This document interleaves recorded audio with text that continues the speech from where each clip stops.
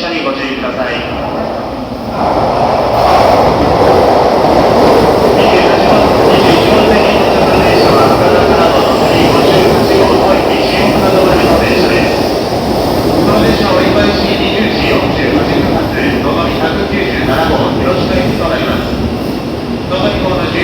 列車に向かいまして、右より1号車から3号車です。この電車到着後、折り返し運転のため、車内の点検・清掃作業を行います。到着後、すぐのご乗車はいただけません。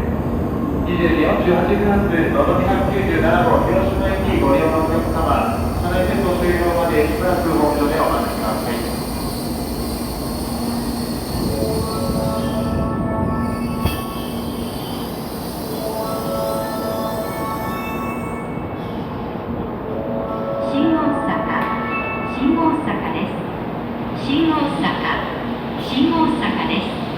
ご乗車ありがとうございました。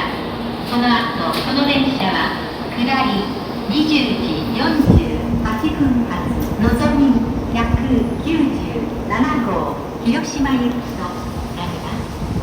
車両の整備が